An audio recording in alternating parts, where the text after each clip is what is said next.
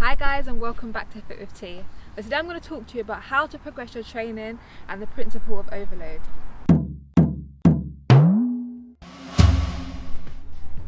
So the whole reason we train in the first place is because we want to make biological adaptation to our body, right? We want to get our body to a place where it's fitter, where we're able to meet our goals and our needs, whether that be for health reasons, whether that be for performance. So we train in order to force our bodies to adapt. Now, if we're going to get our bodies to do that, then we need to apply certain training principles. And one of those key training principles, probably the most fundamental, is the principle of overload. But this is the idea that in order for your body to make any adaptation, you have to essentially stress your body or push it beyond its present capability. If you want your body to adapt, then you've got to give it a reason to adapt. You know, our bodies are quite lazy, so if it doesn't have to do something, it's not going to do it. It's going to do essentially the bare minimum that it needs to do, right, to survive essentially. And so in order to cause your body to get stronger, to get faster, to be fitter in general, then you need to overload your body. You need to get it to a place where it needs to change in order to be ready for the new load that you're going to give it. When we stress our bodies with a new training load, the first thing that happens is that our body responds with fatigue. We all know that feeling. You know, you've got sore muscles, you've got DOMs, whether it's later that day or the next day, delayed onset of muscle soreness. Our body responds with fatigue. After this, it goes into a recovery process, and it's during the recovery that our body actually adapts, right? And so we need the recovery because that's where our body actually adapts. So it's the recovery and the adaptation that leads to a raised level of fitness. So we need our body to recover so that it can adapt, and that's where we're able to then go back and we see, you know, an increased level of fitness. So for example, let's say you've never run before but you decided to start jogging. So you go jogging, let's say you go out jogging for 10-15 minutes and you're sore, right? Then obviously as you recover, your body adapts, and when you go back for your second session, guess what, you're fitter. And that's what we're talking about here. Your body adapts, so now it's ready for this new training that you're giving it. So I want you guys to think about Goldilocks and the Three Bears when it comes to adaptation, when it comes to overload, okay? Just like Goldilocks and the Three Bears, if you don't overload your body enough, then you're not going to see any changes, you're not going to see any adaptation. If you overload your body too much, then you risk injury. What you want to get is an overload that's just right, just in the middle, where you're overloading your body enough in order so that it can recover and adapt. And that's really the secret of training. And obviously the problem with this secret is that there's not a one size fits all. Every person is individual, so it's really trying to find that balance where you overload your body, you put it through enough stress so that you can adapt, but without stressing your body too much so that you get injured and you just hamper your whole training process. So when it comes to overload, we need to think about the principle of fit. That is frequency, intensity, time and type. So if you think about these four factors, if you change any of these four factors, then essentially you're able to overload your body and increase your training in some capacity. So frequency, we're talking about how often you train. So if you, for example, trained one day a week and then you up it to 2, you're going to put your body into overload. Intensity, that's talking about how hard you train, right? And so if you move from a low intensity to a medium intensity to a high intensity, then again that's putting your body in overload. Talking about the time, when we come to time, we're talking about how long you train for, right? So if you started off, you trained or you went jogging for 15 minutes and now you move up to 20 minutes, if you did a circuit where you're doing exercise for 40 seconds and you up it to 45 seconds, that again is another way that you're going to be able to overload your body. And the last factor of this fit principle is type. So the type of training, so what type of training it is, like I spoke about in the health related fitness video that I made. Which area of fitness are you targeting, whether it's cardiovascular, whether it's muscular strength, muscular endurance, whether it's flexibility. So that's talking about type there, but also it's talking about the type of exercises that you're doing, the type of equipment that you're using. Changing these things is going to put your body into a new stress. So if you're used to doing speed and you go to do endurance, your body's going to respond differently because it's not used to this. If you are used to endurance and you go to speed, again your body will respond differently because you're not used to this. So changing the type of training, obviously again it depends on your needs and goals, but also changing the type of exercise that you're doing, the type of equipment that you're doing are all ways to overload your body. Now I want to go into talking about progression, okay? When it comes to progression, I want you guys to think steady, systematic, gradual growth.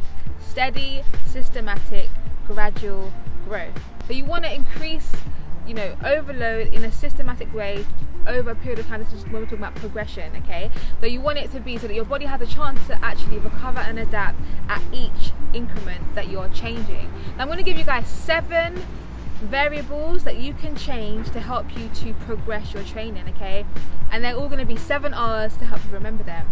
So the first R that I have for you is your reps and sets. By increasing your reps and sets, you can progress your training, you can overload your body, you can increase the intensity. So reps is talking about the number of exercises that you're doing, or the length of time that you're doing an exercise for, and then the sets is the rounds, if you like, okay?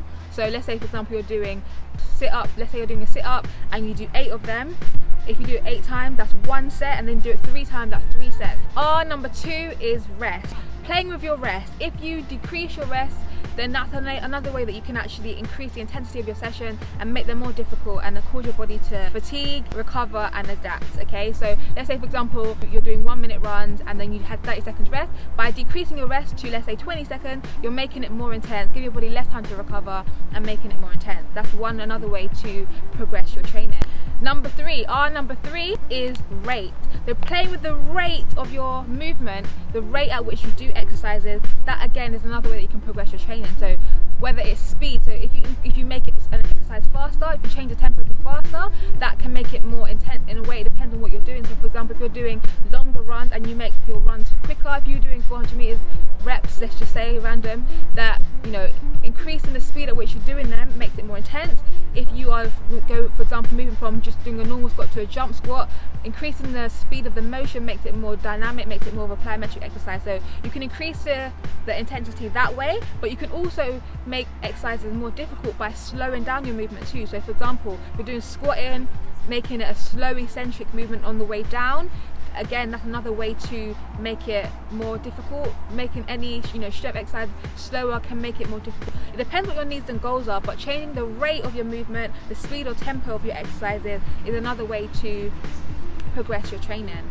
R number 4 is resistance. Playing with your resistance, adding weight to your exercises is you know, most of the time we want to make something harder, we just go, oh, add weight, hold dumbbells, put a barbell on your back, for example.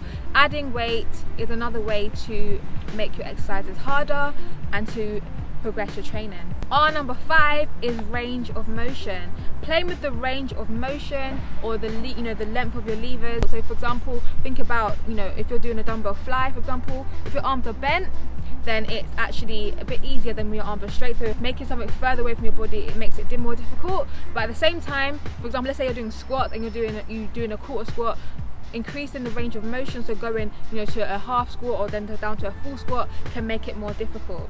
R number 6 I have for you guys is actually reducing your stability. So moving from a bilateral or double leg exercise to a unilateral or single leg exercise can make it more difficult. Changing the surface on which you're standing on, so going from, you know, a hard flat surface to a more softer surface or grass, for example, can make it more difficult. Moving from just the floor to a Bosu ball, wobble board, can make your exercises more difficult. But again, be safe in whatever you do, guys. And R number 7 is to reorder your exercises. One way is to reorder your exercises. For example, let's say you decided to do in the gym, you do pull-ups first. If you decide to now make your pull-ups at the end of your session rather than at the beginning, that can make it more difficult because you're going to be more fatigued by that point now, and therefore it's going to make it more difficult. So you're going to be exhausting that area in a different way than you would have if you did it at the beginning. Another way to reorder your exercises is to target the same muscle groups in a row. So for example, let's say you're doing a circuit where you're doing legs, a leg exercise, an upper body exercise, and then a core exercise, okay? Rather than moving from one to the other, how about you stay at the leg for 3 sets or 4 sets or 5 sets, whatever the sets you're going to do anyway, deciding to target the same muscle group repetitively so that you're exhausting that muscle group more than you would if you just moved from different areas and gave it a longer chance to recover. So essentially you're playing with your rest time for that particular muscle group. Now I really hope this video has been helpful for you guys. Let me know in the comment section below which of these R's do you guys utilize. Is there any that you're going to start using to help you progress your training? And if there was anything new in this video that you didn't know before, let me know in the comment section below. And if you like this video, guys, give it a big thumbs up to help me accelerate my channel. And if you're not subscribe now, and make sure to hit the bell, and I'll see you guys next Friday.